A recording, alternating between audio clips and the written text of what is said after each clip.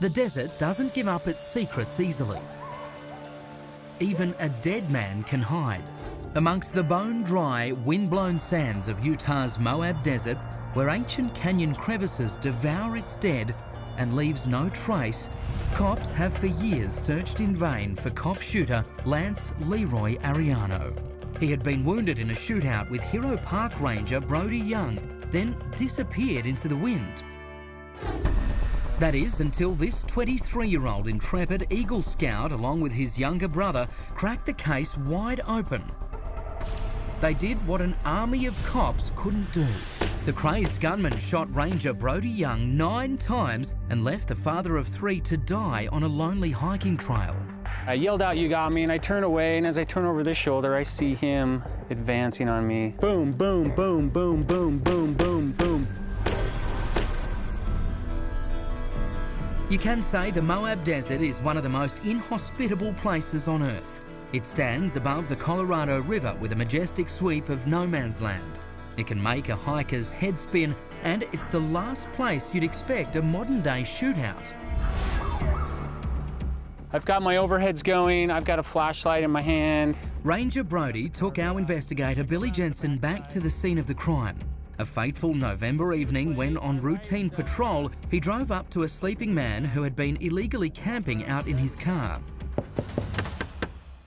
40-year-old Lance Ariano had a rap sheet pockmarked with drug possession and theft, and he had just been kicked out of his mother's home. I get his name and a fake name and date of birth. I ask him, "Hey, wait here. I'm gonna go to my truck and we'll see what we can find out about you." So right now, there's nothing in your thoughts to think that this guy's gonna do anything bad? No, not at all. No triggers, no weird feeling inside like this guy's trouble. It was just kind of your normal stop. Without warning, the gunman opens fire. He was a really good shot. Because as I turned away, it hit me in the arm right away. My humor shatters. I yell out, "I've been shot." Bullets fly. And then I get presented with this choice: lay down and die or get up and fight. And so I got up. He was probably thinking, this guy's got to be dead. Yeah, I think it really surprised him. He's in front of my open door. I see his silhouette, and then I proceeded to shoot rounds. I do a reload, one-handed, and I use my leg to, put the mag in the gun, and then I chamber it around using my back bumper. I fire more rounds, and he raises his hands, and I stop shooting at that point, and he says, "You got me," in the silence. And then I went, "Oh, thank you," because at that point, I think my adrenaline had run out. It run out of energy. I didn't know how many times I'd been hit. I just started losing consciousness. And I went unconscious, and he left. You're dying right now. If you don't do anything about it, you're going to die. No one knew I was here. I hadn't called out on the radio. What made you get up and go to your truck and get on the radio? Boy, it was thoughts of my family, my wife and kids. I wanted to grow old with them. Here's the damage I had sustained. My heart was hit, small intestine, colon, right kidney, liver, diaphragm, left lung, spine, pelvis. That's the major stuff. What was running through your mind about this guy? At the point where he fired his first round, training kicked in. There was no emotion, there was no anger, there was just training. The dog started barking when he was behind the shed here. John Tangren owns Tangri-La Ranch, a property close to the shootout. He shows our Billy Jensen where the trail went cold. They found his tracks down here, over here by my chicken coop. And then he milled around here, and then he headed back up the rocks up in here.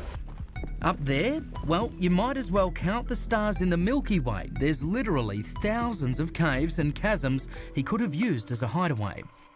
What happened to the gunman has been a cactus thorn in the side of the deputy sheriffs and the FBI. They searched for months, high and low. They even brought in choppers. Then local Eagle Scout Caleb Shumway, on Christmas break from college, decided to take a crack at it. When did you first hear about the story of Brody Young? My first exposure to it was watching my dad go out the door in his manhunt gear, which includes, an assault rifle and camouflage. The excitement of the chase stoked his imagination, and the $30,000 reward from the FBI served as an inspiration. Lots of people. I don't know the exact number, but it was a pretty big hunt. By now, cops believed Ariano, who had been shot at least once, had either died from exposure or escaped, never to be seen again. But police work was in Caleb's blood. His dad is a detective. In our house, we talked about Ariano quite often, and my father's drive, over these last 5 years, have just kind of rubbed off on me. So Caleb set out to defy the odds and find Ariano, dead or alive. When I told my parents I was going to go look for him, my mom's first response was, you know that it's dangerous out there and there's lots of boulders and things you can fall off and get hurt. My dad's initial response was, you know that hundreds of people have been looking for this guy. Do you really want to risk your life to go get this guy? And I told him, I know I'm going to get this guy.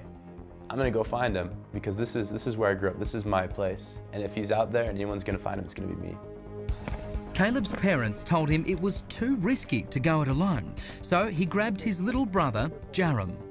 How did you convince your little brother? I said, hey Jarom, what are you doing? Nothing. Want to come hiking with me and go find a dead guy? And he said yes. Caleb's really good at finding things when he wants to find them. Even when he's not looking, he still finds things.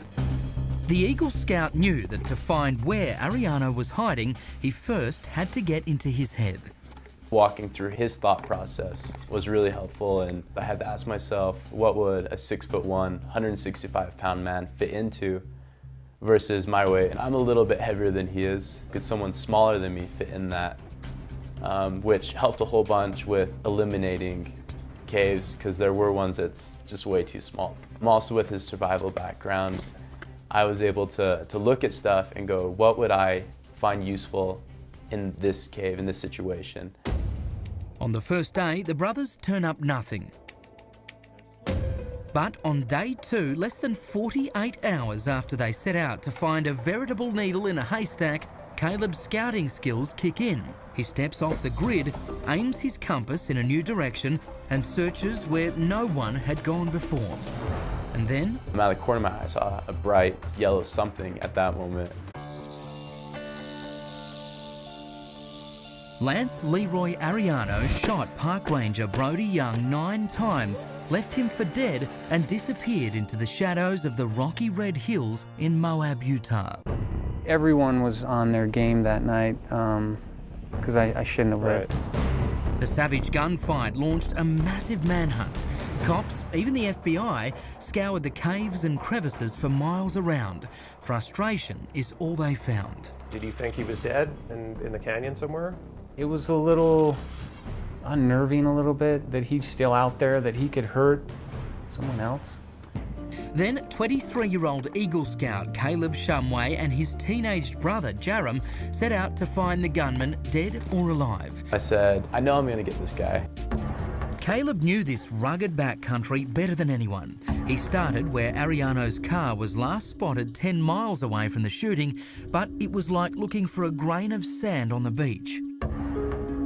On day 1, he and his brother came up empty, but day 2, they hit pay dirt. Out of the corner of my eye, I saw a bright yellow something at that moment, and I look up and it was this bag.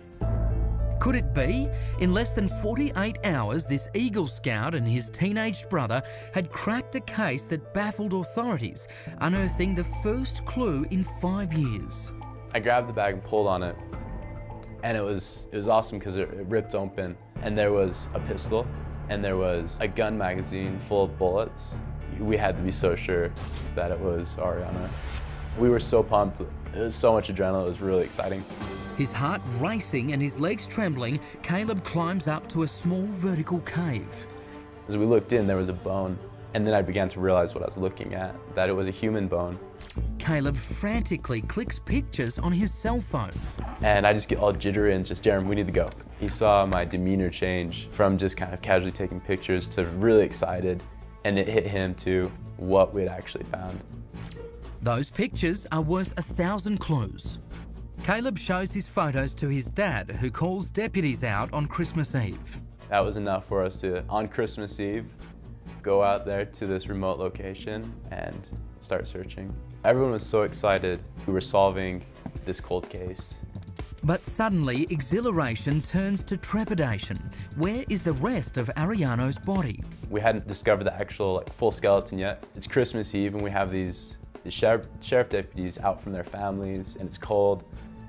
And I started getting really worried that I'd led him on a wild goose chase.